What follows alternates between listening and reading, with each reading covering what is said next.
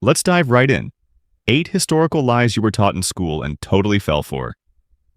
Number 8. Napoleon's height. If you've ever called a short, hot-headed friend Napoleon, well, congratulations.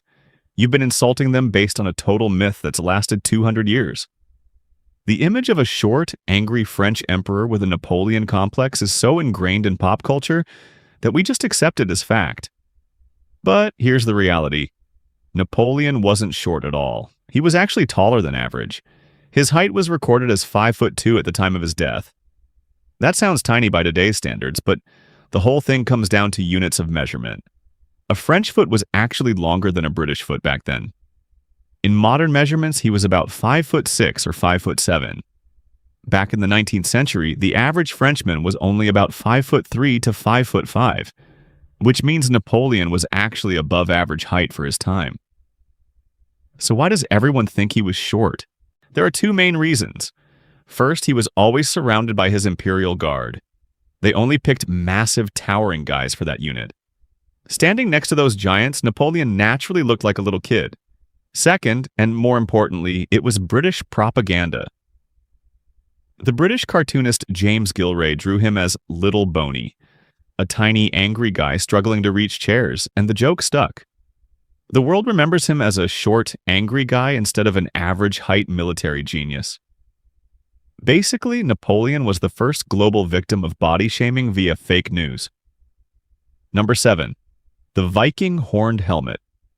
Close your eyes and picture a Viking warrior. Do you see a bearded guy with an axe wearing a helmet with 2 big curved horns? That looks cool, sure. Great for tattoos or tourist t-shirts. But if a real Viking saw you like that, he'd laugh in your face before taking you out. The truth is, Vikings never actually wore horned helmets. Not once. Use a little logic here. In a bloody battle where everyone's swinging axes wearing a helmet with 2 giant handles on top is just suicide. An enemy could just grab those horns, yank your helmet off, and leave you totally exposed. Helmets are designed to deflect blows, not give your opponent a handle to grab. So where did the horn myth come from? It didn't come from history, it came from the opera house. In the 1800s, costume designer Karl Emil Doppler added horns to Wagner's opera, The Ring of the Nibelung, to make the characters look more savage. The audience loved the look, and just like that, Vikings were forever linked to horns. That whole legendary warrior look was just a costume designer trying to make opera singers look cooler on stage. Number 6. Einstein failed math. This is probably the favorite excuse for lazy students everywhere. Whenever you bomb a math test, you try to make yourself feel better. It's okay. Einstein failed math, and he still turned out to be a genius, so I'm fine. Sorry to burst your bubble, but that story is 100% fake. Einstein never failed math. In fact, he was a total math prodigy since he was a kid. By age 15, he'd already mastered calculus, the stuff college students struggle with today. He literally said, "I never failed math. I had mastered differential and integral calculus before I was 15. The rumor started because of his entrance exam for the Zurich Polytechnic. He did fail the exam, but not because of math. He aced math and physics, but he flunked botany, zoology, and languages because he hated rote memorization.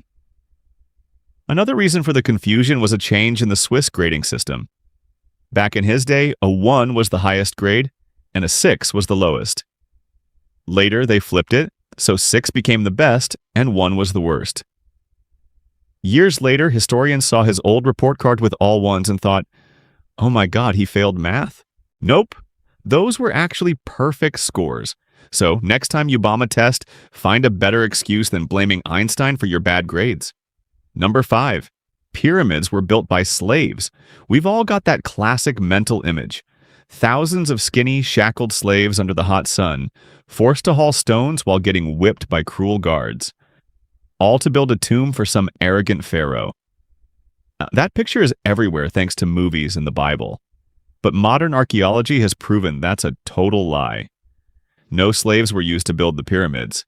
The builders were actually well-paid workers and highly respected construction experts. They lived in decent villages near the site, ate beef and bread, drank beer daily, and had better health care than the average person. Archaeologists found worker skeletons with bone fractures that had been professionally set. Nobody does that for a disposable slave. They even had the first ever labor strike, recorded on the strike papyrus. The workers walked off the job because the pharaoh was late paying them in cosmetics and skincare oil. Yep, they went on strike because they were out of beauty supplies. Being buried next to the pyramid was the ultimate honor that no slave would ever get. So, rather than symbols of exploitation, the pyramids were actually monuments to national pride and top-tier worker benefits. Number 4. Ninjas in black. What do you think of when you hear ninja? Night assassins in skin-tight black suits, masked up, lurking in the shadows. That's the classic movie look, right? But if a real ninja actually wore that on a mission, he'd be busted in 5 minutes. Why? Because black is actually super obvious under moonlight. Black creates a sharp, dark silhouette that makes you look like a moving ink blot. Real ninjas, or shinobi, were masters of disguise and blending in. Their whole goal was to be invisible in plain sight. So their actual gear was usually dark blue or reddish brown.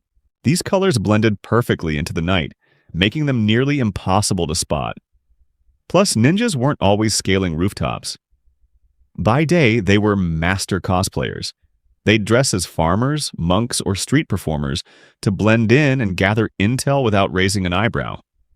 The whole black suit look actually comes from Japanese bunraku puppet theater. In those plays, the puppeteers wear black so the audience ignores them. When a character was supposed to be killed by an invisible assassin, they had the actor wear black, just like the puppeteers. The audience just understood that meant an invisible killer. Hollywood saw it, thought it was cool, and boom.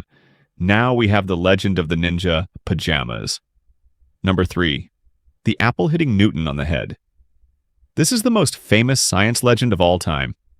Imagine young Isaac Newton sitting under a tree when suddenly, bonk, an apple hits him on the head. That lucky hit supposedly triggered his brain, and boom, eureka, gravity was discovered. The story makes genius seem like just getting hit by fruit, but the truth is way less painful.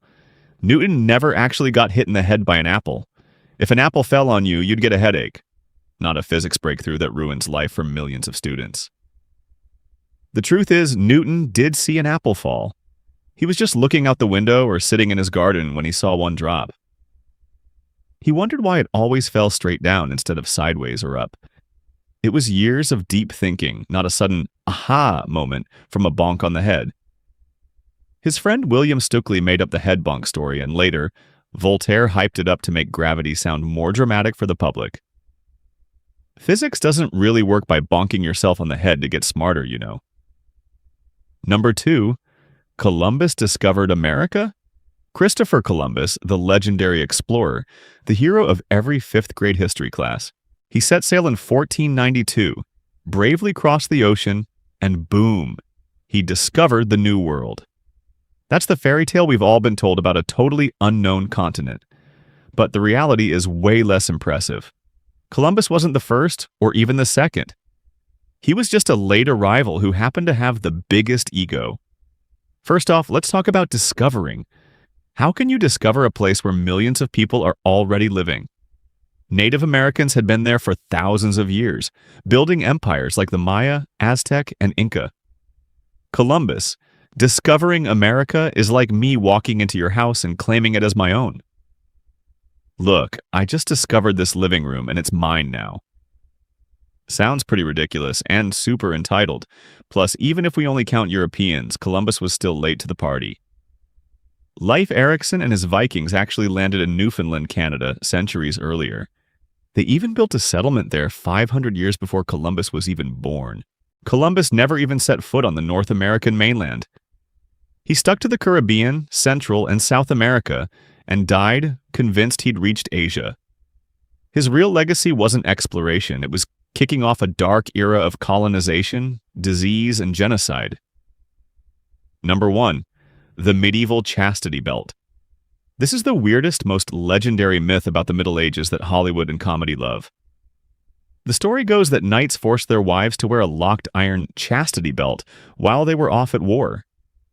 The goal was to make sure the wife didn't cheat with the neighbor while he was away. Sounds pretty on brand for that possessive era, right? But in reality, it's a total lie and completely gross. Let's use some basic biology here. If a woman wore a metal device 24/7 without being able to clean herself, she'd die from a nasty infection in weeks. No way she's lasting 3 years. A real chastity belt would just be a slow, painful death sentence. So, what are those belts in museums then? They're mostly fakes from the 18th and 19th century Victorian era, when people had some weird obsessions. They were made as kinky toys or satirical art pieces about male jealousy, not practical medieval gear. There isn't a single shred of historical evidence for chastity belts before the 15th century. So the idea of medieval ladies wearing them is just a product of someone's weird imagination. And that wraps up 8 historical myths we've all been fooled by. Congrats! You're now officially the "actually you're wrong" guy at every party. Because you can just hit them with, "Actually, the textbooks got that wrong." If your childhood just got ruined, hit that like button to show some solidarity. Know any other myths? Drop them in the comments and I'll make a part 2. Don't forget to subscribe. The truth might be harsh, but these videos are fun. Catch you later. Peace.